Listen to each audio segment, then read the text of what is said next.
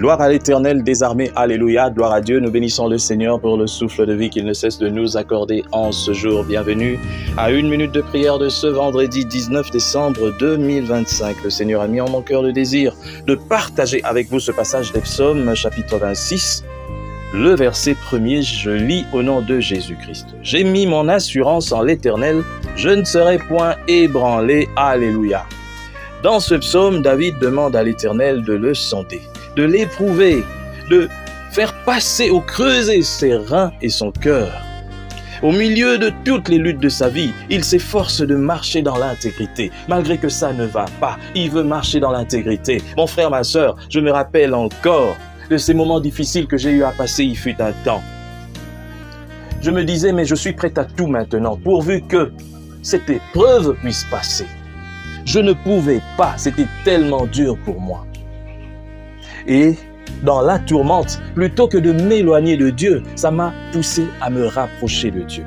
Il y a deux sortes de personnes dans ce monde, et même dans l'Église. Il y en a qui, lorsqu'ils sont en train de passer dans des difficultés, ils s'éloignent directement de Dieu. Et puis sont prêts à aller n'importe où, entrer n'importe où, toucher à n'importe quoi. Et puis il y a ceux-là qui sont les vrais enfants des dieux. Lorsque ça ne va pas, c'est encore une occasion pour eux de s'approcher encore plus de Dieu.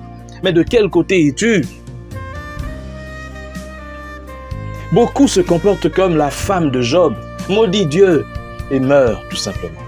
Va faire alliance avec et puis c'est tout. Mon frère, ma sœur, il y en a qui viendront te dire, mais tu as commencé l'église, ça fait 10 ans, tu n'as que 25 fidèles, ça ne va pas.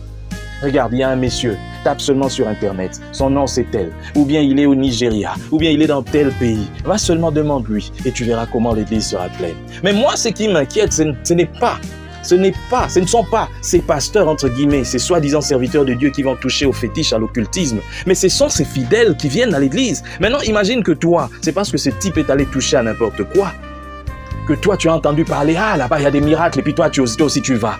Moi je plains ceux qui y vont. Voilà pourquoi je dis toujours que beaucoup vont à l'église, mais ne sont pas encore convertis. Et c'est vrai ça, c'est vrai. Rien qu'à voir la façon dont nos pays sont pauvres, sous-développés, sales, ça se voit qu'il n'y a pas l'esprit de Dieu dans beaucoup de ceux qui se disent chrétiens.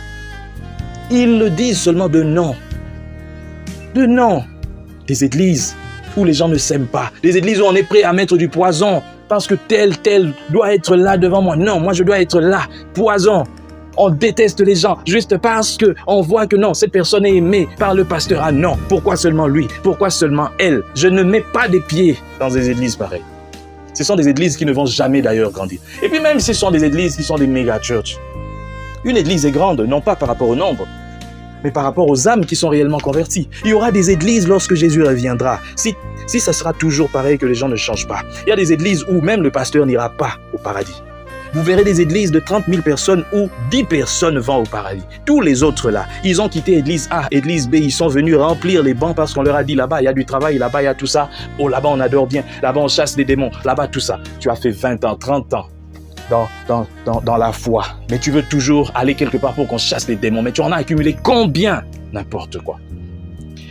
Ceux-là qui ont vraiment compris, qui ont donné leur vie réellement à Christ, ceux-là peuvent dire, j'ai mis mon assurance en l'Éternel, et non en un homme, et non en un pasteur, et non en un prophète qui est allé toucher des choses je ne sais pas où. On est allé activer le don des prophéties, on active ça maintenant.